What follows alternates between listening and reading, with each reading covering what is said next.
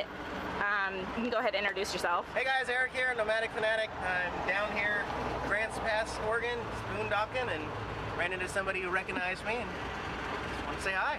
Yeah. So for those who haven't watched all the beginning of your videos, what in the world made you want a full-time RV? Well, I've always wanted to do it myself. Honestly, putting a video camera in front of my face and showcasing that to the world, I never knew that was going to be a big hit. But I found myself searching for other videos of people like me. I wanted to see what they were doing. I didn't want to just see them filming all the beauty they were seeing. I wanted to see the actual real life stuff that goes on in the RV, in the van, stuff that the troubles I'm going to run into, how it goes day to day, like from the time the sun sets, I wanted to see all the happenings that go on inside the RV world. So I thought that I could share something unique because I do travel with a cat. And I don't have a whole family of people to tote around. It's just me and my cat that I got to take care of. So I thought that there might be an audience of people that might be interested in that. There's clearly Apparently a massive audience. Apparently. And how long have you been full-time so far? I've been full-time, it'll be 5 years in September. So wow. 2 months here, it'll be 5 years total. But I've lived in 6 different vehicles, 3 RVs and 3 different vans. And did you start filming whenever you first started doing this? No, I didn't. I actually was in my senior year at Evergreen State College, and I finally had the guts to talk to some of my classmates about what I had been doing and what I wanted to do some more research on YouTube about. And that gave me, my classmates gave me the confidence to be able to grab the camera and start showing some stuff for class. And then I opened up the channel Nomadic Fanatic on December 6, 2013, and it just grew in popularity from there, and I was surprised. So what does your family think about you living like this? Like, especially when you were in college? Well, I would say I was not really sharing a whole lot of my information about living not in a house or an apartment or something they thought. I definitely gained the approval of a lot of strangers on YouTube before I had the confidence to start sharing that with my family. And when I did, and I told them that I was able to support myself on the road, and they saw the smile on my face, and they saw that I was no longer moving from apartment to apartment, all of a sudden they realized, well, if Eric's happy, we got to support that. So I have about 100% support this lifestyle now with my family. That's awesome. Speaking of family and friends, though, you're basically constantly on the road now. So how do you keep from being lonely and keeping in touch with your friends and family? Well, I Skype with my mom and dad. That's really important to me. My mom still checks my post office box in Olympia, so I stay in regular contact with them. I meet a lot of people on the road, a lot of people, and you can just shake somebody's hand, go into their RV, sit down, have a beer, and 8 hours later, you pretty much caught up with that person, and it's really fun to meet new people. That may have a lot to do with my interaction to want to go to new places. I always like to meet new people, that I haven't talked to and stuff like that. But being as I just got back to the Northwest here in June, it's been a nice reunion to see all my old friends and family. We had a family reunion a couple weeks ago, and so they finally got to see this rig, huh? Yeah, what'd they think? Got to see it.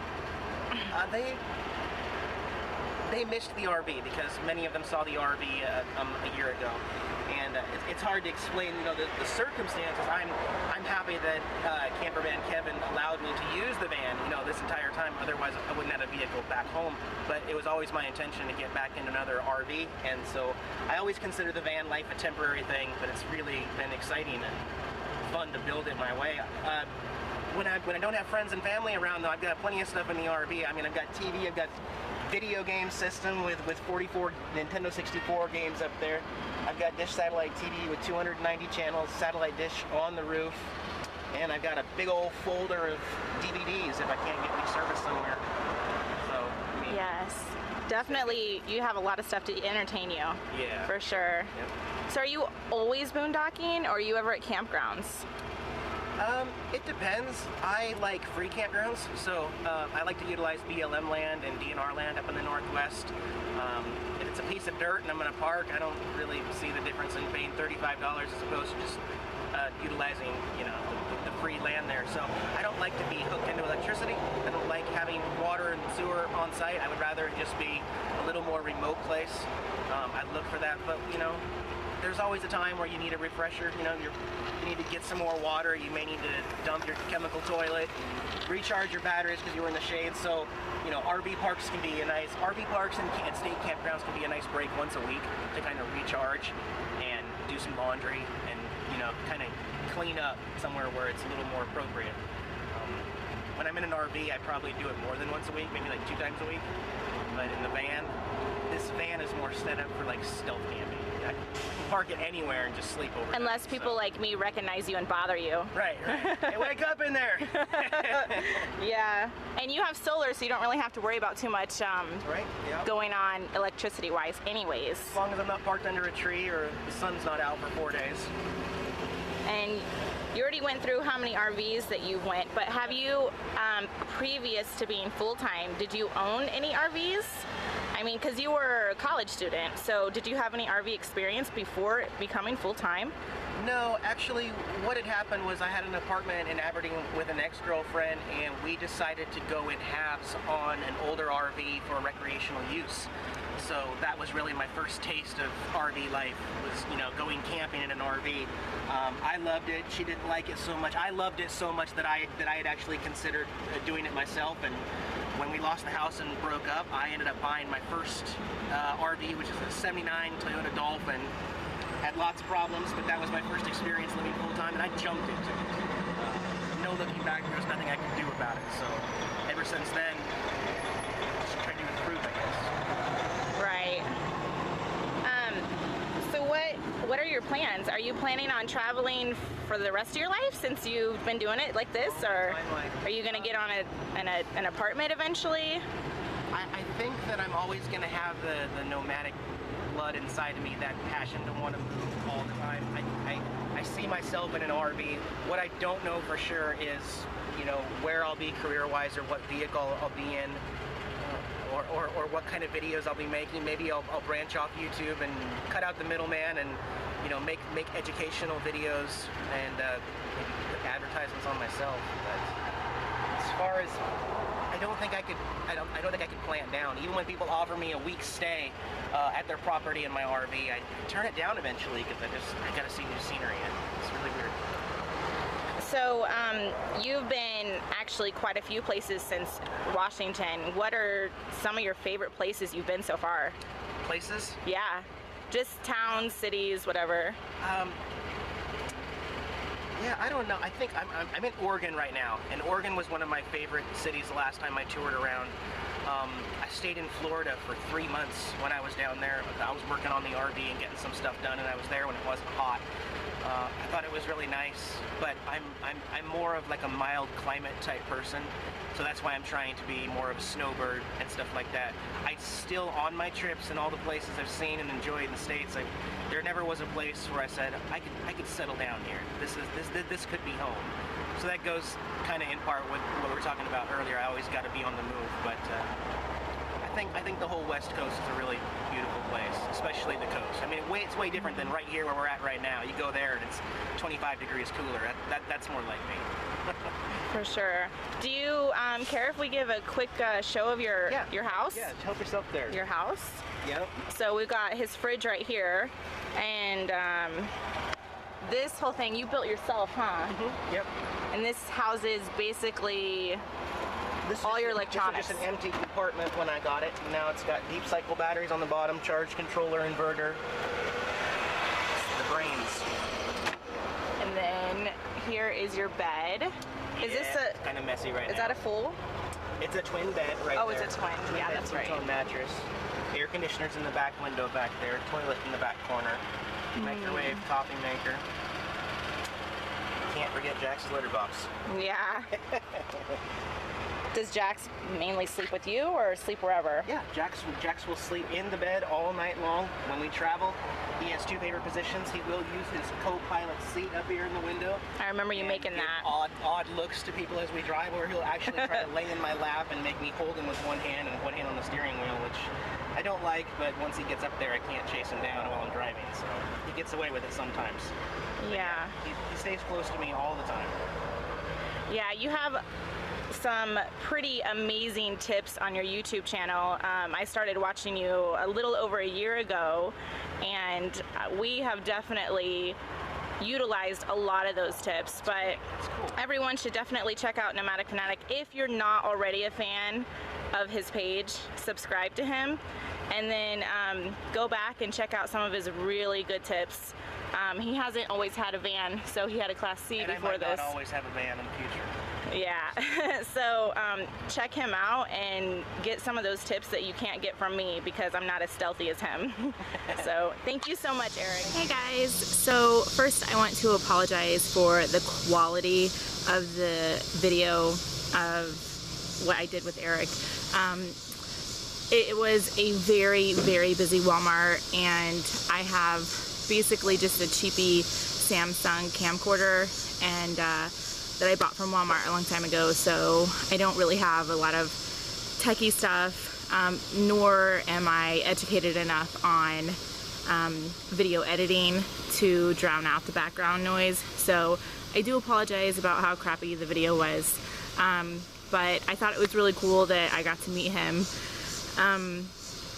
That was completely and totally unexpected. In fact, I had no idea he was even in Oregon at all.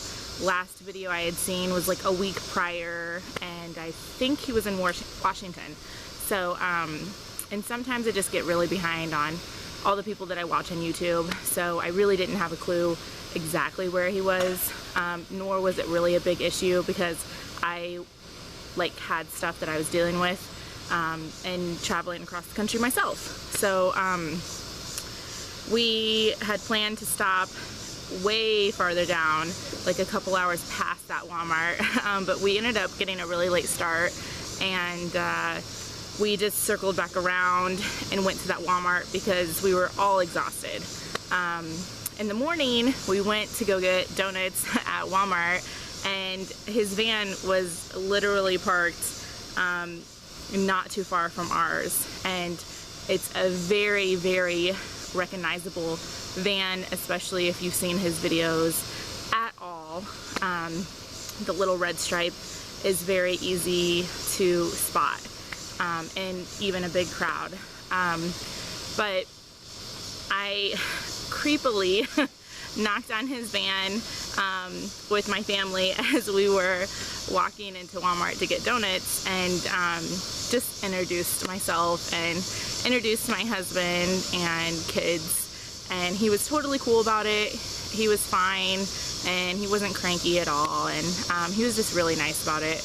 I asked him if I could just talk to him a little bit after he actually got situated, and he said sure. So we got to talking like a little later, and he let me record him, which was really cool. But basically he's exactly how he is on his videos, except for probably a little bit more down to earth and honest, and open in person. It can be really hard when you open up your life on YouTube so openly as Eric has, and then just get as many haters as he's gotten, especially since he's gotten more followers. It seems like the more haters and trolls and stuff he's gotten. So seems like maybe he's backed off a little bit being so personal lately as he had in the very beginning of his videos. But I've been watching Eric, I've been watching Nomadic Fanatic for quite a while. We'll be on the road next year, 1 year, and I was watching him a good 6 months or so before we started, just to get some tips and ideas, which I have gotten so many good tips and ideas, especially from his very beginning videos. It seemed like most of his videos were mostly about tips, and they were fantastic.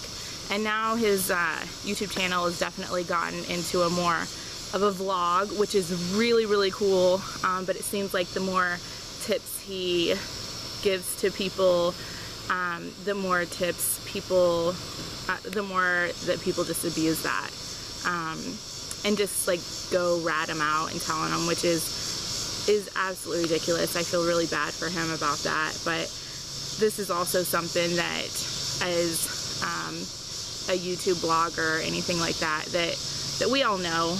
And so there are just going to be people out there who basically don't have a life and will just sit on the computer and cause trouble for other people, which he has had a lot of issues with, just people being cruel and not having a life. But in person, he's really kind and he's nice and he loves his cat a lot. And he's just a genuine person. He's just a person. He's just a guy, and he loves what he does. He absolutely loves that he gets to travel the country, and he gets to share it with so many people. And I know a lot of you guys live vicariously through his life, and that's really cool. So I think that it's really cool that I got to meet him, and it was really cool that he was genuine and sincere and nice in person. And I didn't have one of those people that I had to worry about being a jerk in person versus on camera. They seem really cool. He's basically the same person. There is no front. There is, no curtain that he's hiding his real personality behind. That is who he is on YouTube. So it was really cool. It was really funny because he was like, "No one knows I'm here." When we knocked on his van, referring, I believe, to his YouTube viewers, that none of you guys knew that he was in Oregon going down to look at a Class C, which he has recently put on his YouTube channel and his personal Facebook. So I thought it was funny because no one knew that I was there either. No one had a clue that our family was traveling across the country either. And I think people are kind of figuring that out on my YouTube channel. I haven't really had a video session about that, but sometimes it's easier to do things and then put what you want on YouTube later, so you just don't have to hear the backlash from people and other unnecessary stuff from people. No one really needs anyone else's opinions, but they're going to give it anyways, so it's always nice to just keep things a secret sometimes. So I didn't upload that video for a couple reasons. I didn't have any electricity, and the other reason, out of respect for Eric, that he hadn't done his business yet and looking at the new Class C. So I was really excited. My husband made fun of me a lot. He called me a little fangirl and said that I should probably it's really abnormal that I was acting as excited that I was as I was. See, as stammering over my words. But I just thought it was really cool because I had been watching him for so long online and gotten so many useful tips from his videos that have helped us and like my family personally, that I thought it was really cool to meet the person who had educated me a lot, especially about boondocking and just living a little bit more freer. So I thought that was really cool just to meet him. And if I was acting like a fangirl, I'm really sorry, Eric. I was just really pumped to meet someone who I had been watching so long. So that's about it. He's a really cool guy. He's basically the exact same as he is on YouTube. Not really any different. If you meet him in person, he's probably going to open up to you a bit more than he would on his YouTube channel for obvious reasons. And for those trolls and people who just love to give him a hard time, or any other YouTuber a hard time, I highly recommend that you just go outside, take a deep breath, and thank God that you're alive, because there's a lot more stuff you could be doing besides being a troll.